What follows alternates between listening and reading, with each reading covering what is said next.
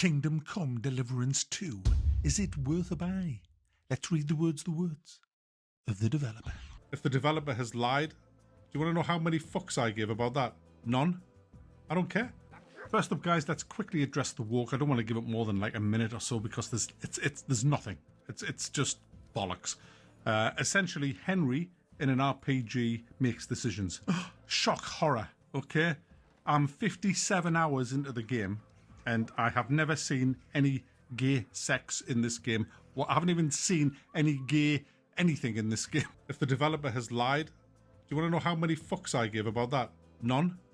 I don't care. And I've been around the huge city, and I didn't see a single black person in it. Now, there might be some more diverse places later on. I don't know. If the developer has lied, do you want to know how many fucks I give about that? None. I don't care. But anyway, back to the quests at the moment. There's a lot of quests in this game, tons of side quests, quite a few of the main quests. You basically Hans Capon's bodyguard, and you're trying to prevent a war. I'm not going to spoil it for you. There's a lot of twists and turns and backstabbing goes on. You basically Hans Capon's bodyguard. Hans Capon's bodyguard. Hans Capon's bodyguard. If the developer has lied, do you want to know how many fucks I give about that? None. I don't care. I reckon for me to finish the game will take about 200 hours. Simply because I'm more involved in my own adventure than I am the actual quests. I reckon for me to finish the game,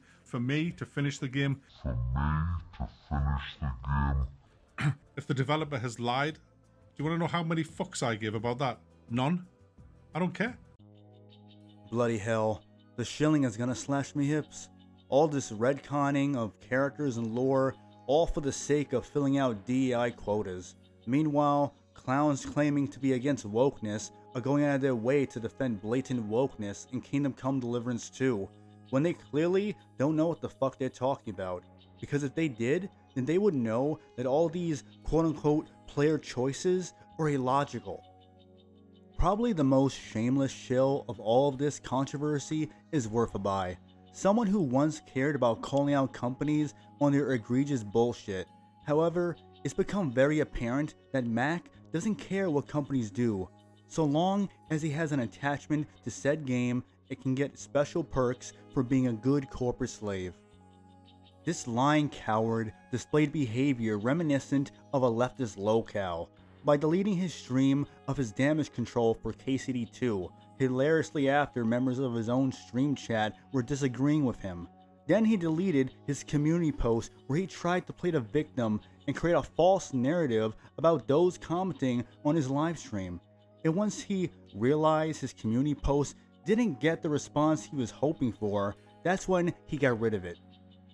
This wank pheasant really thought it was a good idea to openly say he doesn't care if developers lie and tell people they are insecure for pointing out the woke shit in KCD2, while ignoring who Kingdom Come Deliverance 1 was marketed for, the Chuds, which was why Daniel Vavra at the time was making posts in support of Gamergate and posting pictures of him wearing shirts with the word based on them.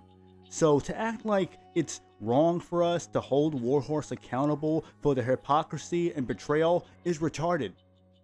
To be clear, obviously KCD1 was not marketed exclusively to the Chuds, but regardless, Warhorse knew what type of audience they were mainly catering towards with KCD1, along with Daniel Vavra's perception amongst fans based on his actions at the time.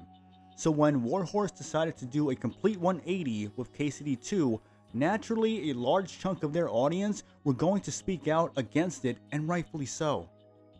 The thing that Mac, other alleged anti-woke YouTubers, and Soyjack woketards keep avoiding is that Henry is not a blank slate. He is an established character with a backstory, and the decisions you make coincide with his character. This is not Dragon Age, Mass Effect, Baldur's Gate, Elder Scrolls, or Fallout. In KCD, you play as a preset character. You are Henry. It's not the other way around, despite what Warhorse tries to say to convince you otherwise for their own convenience. Just like how Henry is canonically a straight Christian who showed no interest in men in KCD 1. Same goes for Hans. It's strange that people who claim to be fans of KCD1 are perfectly fine with Henry being bisexual, and yes, by default, Henry is now bisexual. The choice is in the game. Therefore, he is interested in men and women. It doesn't matter how you play the game, it's built in the game that Henry is attracted to both sexes. This is non-debatable. Do KCD2 simps not realize what happened to people who were gay in the Middle Ages? They were imprisoned, exiled, burned, mutilated, or killed. And it wasn't common to see people openly gay. Yet in KCD2, according to Mac, he was approached by a guy in a buffet of sorts and asked if he wanted to have a drink together. Now why would a gay guy want to make advances on someone in a public gathering in 1403 Bohemia, knowing what could happen if someone was to overhear him or if Henry was to snitch on him? Now I want to address this bogus excuse so many defenders of this game keeps bringing up, player choice. You see, to these people, it doesn't matter what the context is or what was established in the previous game, or whether the main character is preset. To them, all choices and options are great. So if all choices and options are great, why can't we own slaves or trade them? Maybe have it where Henry can round up a few slaves to help manage his house while he's off adventuring. Or how about, since Mansa Musa is shoehorned in the game, why can't him and Henry make some slave trades? I mean, after all, the Musas were heavily speculated to be big players in the slave trade. Then afterwards, Musa can lecture Henry about how great black Muslims treat women better than Europeans. Or why can't we snitch on the gay characters and get them imprisoned or punished? It would be a historically accurate option. Why can't we have those options to have in this RPG? After all, player choice is great no matter what. More options the better, right? Speaking of Musa, funny he's in KCD2 when Vavra himself said there were no black people in medieval Bohemia. Plus, there's no records of any Musas traveling to Europe, nor did any Musas meet Sigismund. Yet in the game, this guy is supposed to be this noble traveling explorer who is also a medic, spreading Islam across North Africa and the Middle East, while in reality, those regions were Muslim influenced for centuries long before Musa. The Musas historically were focused on building strength in the economy of the Mali kingdom. They had no reason to be as far as Northern Europe and historically weren't. Their interactions with Europe were limited to Spain, Italy, and Portugal, and even those were minor and poorly documented. Someone may want to ask Mac about this, but he's probably not even halfway through the main quest, despite having the game weeks in advance and made a quote-unquote review of it. Does anyone find it odd that game journalists are loving this game? Especially IGN. The reviewer loved KCD2 just as much as he loved Dragon Age the Veilguard.